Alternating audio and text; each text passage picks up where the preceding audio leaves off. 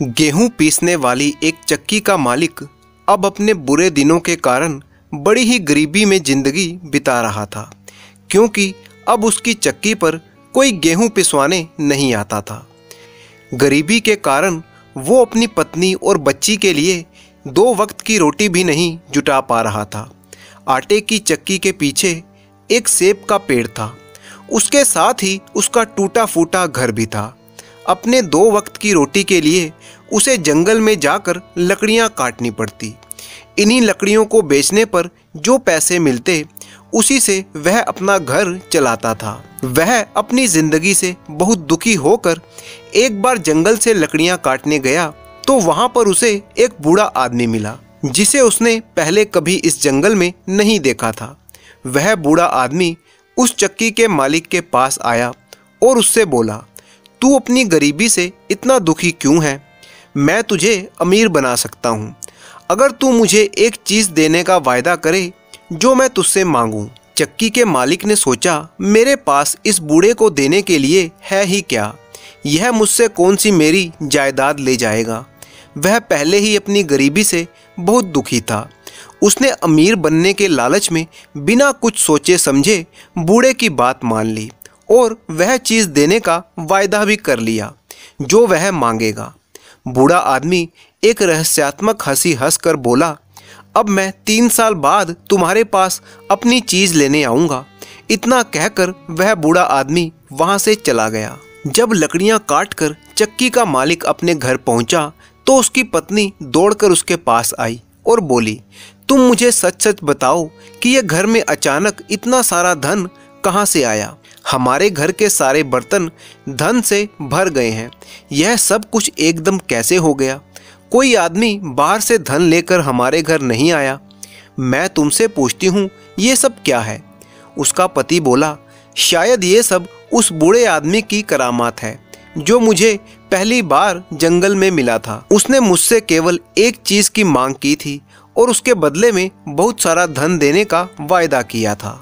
उसकी पत्नी ने पूछा, वह बूढ़ा आदमी इतने सारे धन के बदले में कौन सी चीज़ मांग रहा था?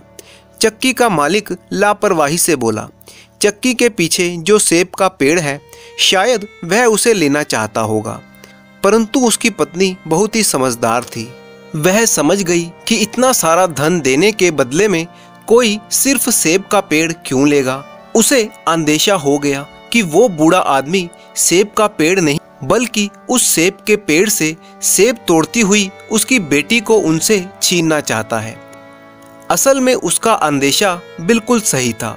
वो बूढ़ा एक शैतान जादूगर था जो उस लड़की को पाना चाहता था। उसकी बेटी का नाम सुलोचना था। पत्नी को अपने पति पर बहुत ही गुस्सा आ रहा था, जो धन के लालच में बिना कुछ सोचे समझे हाँ कर आया था। उसकी समझ में नहीं आ रहा था कि अपनी बच्ची को बचाने के लिए वह क्या करे। उसकी बेटी सुलोचना बहुत ही सुंदर और सुशील थी, साथ ही वह ईश्वर की बहुत बड़ी भगत भी थी। रोज सुबह नहा धोकर वह ईश्वर की प्रार्थना करती। इधर धीरे धीरे 3 साल बीत गए, किसी को पता ही ना चला। तभी एक दिन अचानक वो बूढ़ा आदमी उस चक्की के मालिक के सामने आकर खड़ा हो गया और उससे बेटी देने की मांग करने लगा। चक्की का मालिक उसकी मांग सुनकर घबरा गया। उसने तो सपने में भी नहीं सोचा था कि वह बूढ़ा इन पैसों के बदले में उसकी बेटी की मांग करेगा। जब वह अपनी बेटी को बुलाने पहुंचा तो वह ईश्वर की पूजा कर रही थी।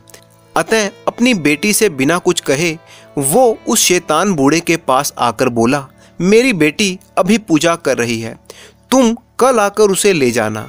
बूढ़ा बिना कुछ जवाब दिए वहां से चला गया।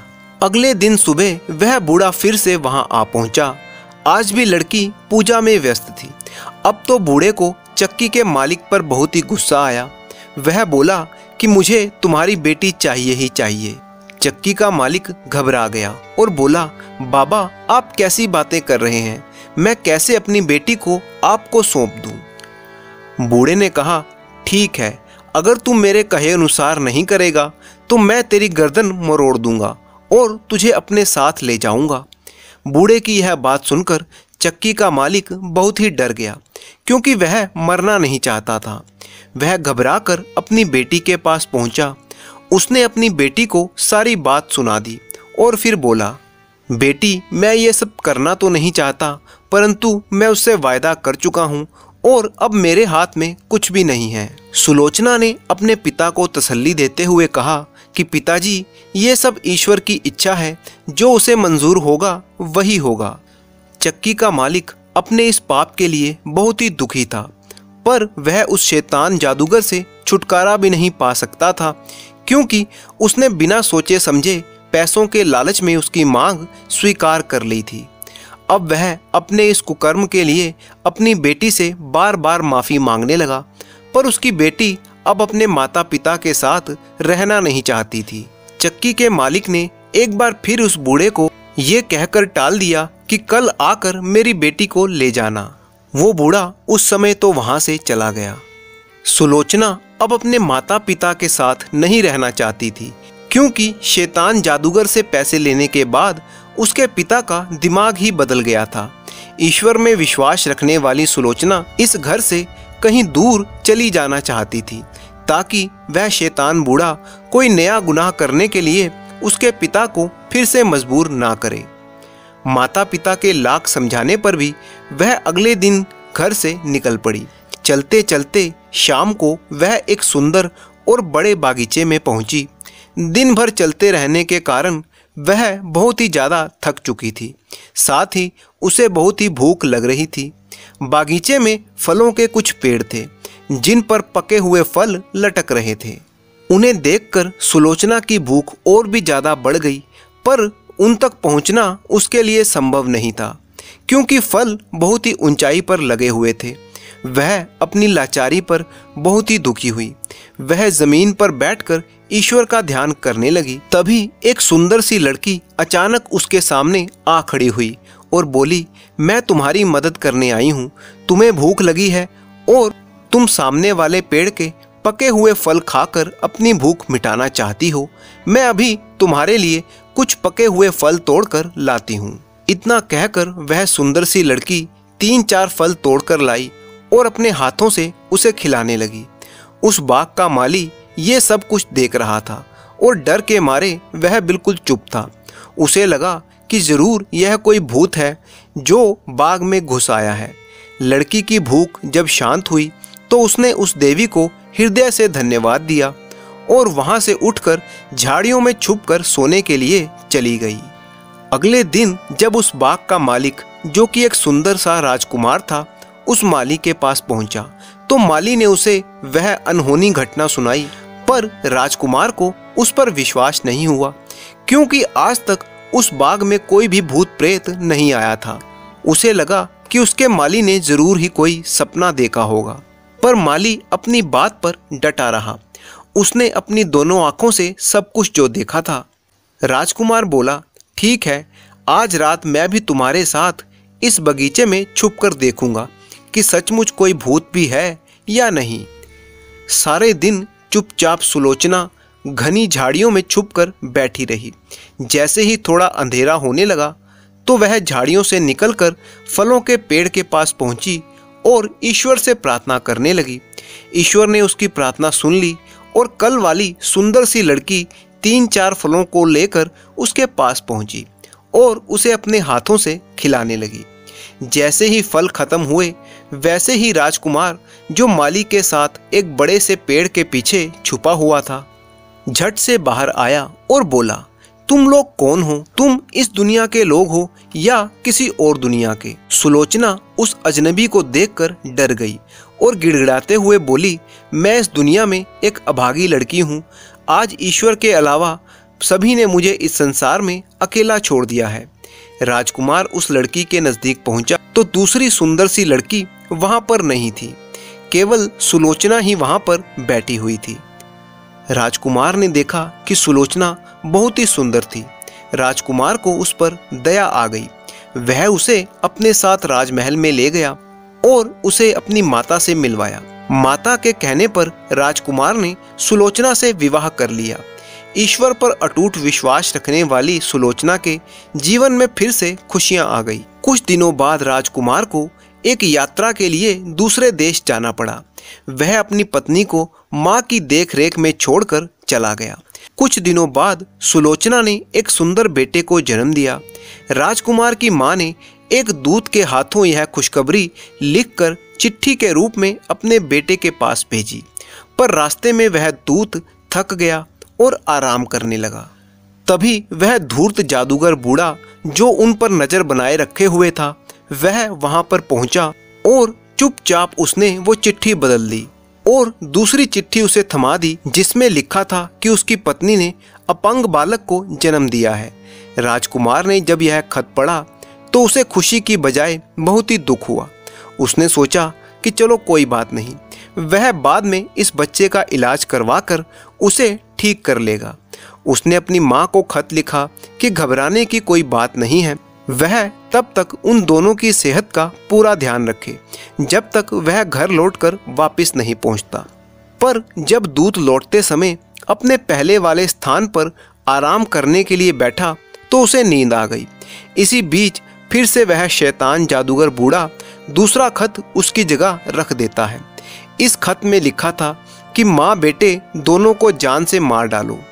जब अगले दिन दूत ने यह पत्र राजमाता को दिया तो वह इसे पढ़कर बहुत ही हैरान हुई कि उसका बेटा इतना बड़ा निर्दयी कैसे हो सकता है, जो अपने बेटे और अपनी पत्नी को मारने के लिए लिख रहा है।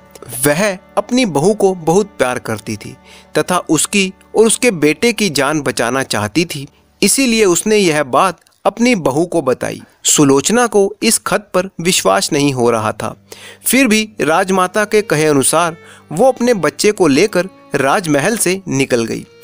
राजमाता ने उसके साथ कोई नौकर या नौकरानी को भी नहीं भेजा ताकि कहीं उसके बेटे को पता ना चल जाए कि उसने उन दोनों को भगाने में मदद की है।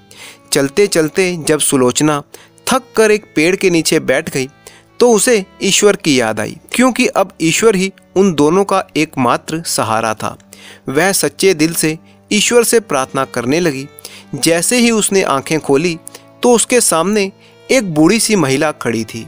वह बोली, तुम घबराओ नहीं बेटी, मेरे साथ चलो, मेरा एक छोटा सा घर है, मैं तुम्हें वहां ले चलती हूँ। सुलोचना ने अपने बच्चे को गोद में लिया और उस छोटे से घर की तरफ चल दी। जैसे ही वे तीनों उस घर में पहुंचे तो बुढ़िया ने कहा, घबराओ मत बेटी, ईश्वर ने तुम्हारी सहायता के लिए ही मुझे भेजा है। तूने आज तक पूरी श्रद्धा से ईश्वर की पूजा की है, इसी से खुश होकर उसने मुझे तेरे पास भेजा है। अब तुझे कोई दुख नहीं होगा। इधर अपनी यात्रा खत्म करके जब राजकुमार वापस अपने महल में आया तो उसने अपनी माँ से अपनी पत्नी और बच्चे के बारे में पूछा। राजकुमार की माँ अपने बेटे से बहुत ही नाराज थी। माँ ने उसे खूब खरी खोटी सुनाई, पर राजकुमार ने तो ऐसा कोई खत दूत को दिया ही नहीं था जिसमें उसने दोनों को मारने की बात लिखी हो। वह यह जानकर बहुत दुखी हुआ कि उसकी माँ ने उन दोनों को मरवा डाला। राजकुमार ने इस दुख के कारण खाना पीना भी छोड़ दिया। जब राजकुमार की माँ को विश्वास हो गया कि राजकुमार ने उन दोनों को मरवाने के लिए नहीं लिखा था, तो उसने अपने बेटे को सारी बातें सच सच बता दी। राजकुमार बिना अन्न जल ग्रहण किए अपनी पत्नी और बच्चे को ढूंढने के लिए निकल पड़ा। उन दोनों को ढूंढते ढूंढते 1 वर्ष बीत गया, परंतु सुलोचना का कहीं भी पता ना चला। शहर शहर भटकने के बाद राजकुमार उसी जंगल में पहुंचा जहां पर सुलोचना अपने बच्चे के साथ रह रही थी। इतने बड़े जंगल में एक छोटी सी झोपड़ी देखकर राजकुमार बहुत ही हैरान हुआ। उसने डरते डरते उस दरवाजे को खटखटाया तो एक बूढ़ी औरत ने दरवाजा खोला। वह राजकुमार को देखती ही बोली, आइए राजकुमार, इस छोटे से घर में आपका स्वागत है। आपने यहाँ आने का कष्ट कैसे किया? राजकुमार बोला, मैं काफ़ी दिनों से अपनी पत्नी और बच्चे को ढूंढ रहा हूँ, पर उनका आज तक कहीं पता नहीं चला। उस औरत ने राजकुमार के सामने खाने पीने की कई चीज़ें रखी, परंतु राजकुमार ने कुछ नहीं खाया। वह बोला, कुछ भी खाने की इच्छा मुझे है ही नहीं। मैं यहाँ पर कुछ देर के लिए आराम करना चाहता हूँ, अगर आप आज्ञा दें तो। वह औरत बोली, क्यों नहीं राजकुमार, आप इसी बिस्तर पर आराम कीजिए। राजकुमार उस औरत की आज्ञा पाकर वहीं बिस्तर पर आंखें बंद करके लेट गया। तभी उसे अंदर से कुछ बातें करने की आवाज़ें सुनाई दी। वह औरत कह रही थी, बाहर जाकर देख, तेरा पति और इस बच्चे का पिता तुम दोनों को ढूंढता हुआ यहाँ पर आ पहुँचा है, तू जाकर उससे मिल। तभी उसे किसी के बाहर आने की आहट सुनाई दी। राजकुमार ने झट से अपनी आंखें फिर से बंद कर ली। तभी वह लड़की धीरे धीरे राजकुमार के पास आकर उसे पहचानने की कोशिश करने लगी, पर राजकुमार ने अपनी पत्नी को पहचान लिया और सुलोचना ने भी अपने पति को पहचान लिया था। वो बोली, मैं आपकी अभागी पत्नी और यह है आपका अभागा बेटा। राजकुमार यह सुनकर खुशी से उछल पड़ा। उसने बुढ़िया और ईश्वर को धन्यवाद दिया और अपने बेटे और पत्नी को लेकर महल वापस आ गया, जहां पर राजमाता ने बड़ी ही धूमधाम से उनका स्वागत किया।